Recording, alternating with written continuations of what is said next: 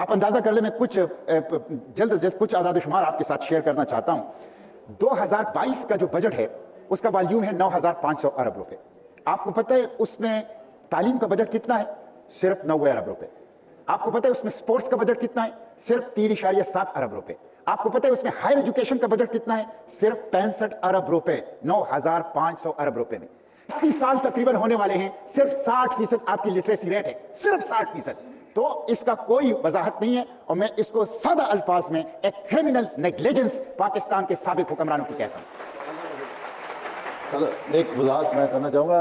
بالکل مشتاق صاحب سے اس حد تک تو میں اتفاق کرتا ہوں کہ ہم تعلیم اور صحت پہ اتنا خرچ نہیں کرتے جتنا ہمیں کرنا چاہیے, لیکن میں تصحیح کرنا چاہوں گا کہ جو 9,000 ارب میں انہوں نے کہا کہ تعلیم کے لیے 60 یا 61 ارب ہیں, صرف ہائر ایجوکیشن کمیشن کا بجٹ جو ہے وہ 135 ارب روپیہ ہے. اور دوسری بات یہ ہے کہ جو تعلیم اور صحت کے اخراجات ہیں وہ وفاقی حکومت کے بجٹ میں ریفلیکٹ اس لیے نہیں ہوتے کہ 18ویں ترمیم کے بعد یہ شعبے صوبائی حکومتوں کے پاس چلے گئے ہیں. لہٰذا اگر ہم تعلیم کا پورے ملک میں بجٹ دیکھنا چاہتے ہیں تو اس کی صحیح پکچر تب پتہ چلے گی جب ہم صوبائی بجٹ کے اندر تعلیم اور صحت کے جو بجٹس ہیں اس کو ملا کر دیکھیں گے. میں ابھی جب اس مجلس میں آ رہا تھا تو میں نے چیئرمین HEC سے معلومات لے لی, تو انہوں نے مجھے کہا کہ گزشتہ, بلکہ تحریراً بھیجا, گزشتہ 6 سال سے HEC کا بجٹ 65 ارب روپے پر سٹیگنٹ ہے. یہ کرنٹ بجٹ ہے نا, اب وہی باقی جو ڈیولپمنٹ بجٹ ہے. آپ دیکھیں آپ کے تمام یونیورسٹیز, آپ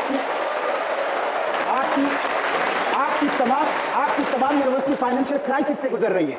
آپ کے تمام یونیورسٹی کے پاس تنخواہوں کی ادائیگی کے پیسے نہیں ہیں, وہ روزانہ فیس بڑھا رہے ہیں. سرکاری تعلیمی ادارے عملاً پرائیویٹ تعلیمی ادارے بن گئے ہیں. غریب کا بچہ میرٹ پہ وہاں تعلیم حاصل نہیں کر سکتا.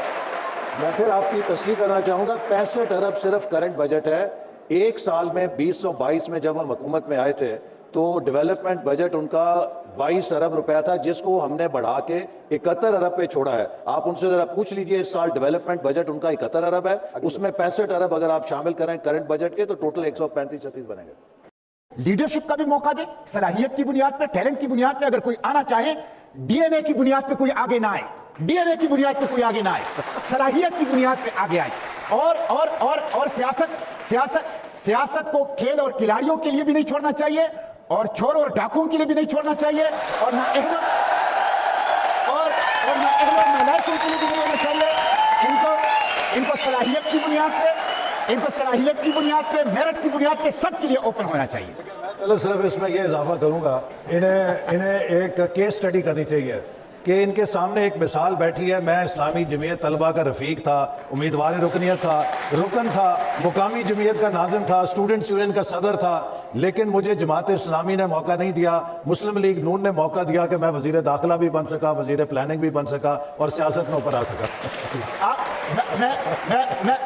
میں ابھی بھی ان سے کہتا ہوں, آپ کے دروازے پر آ جائے جماعت اسلامی.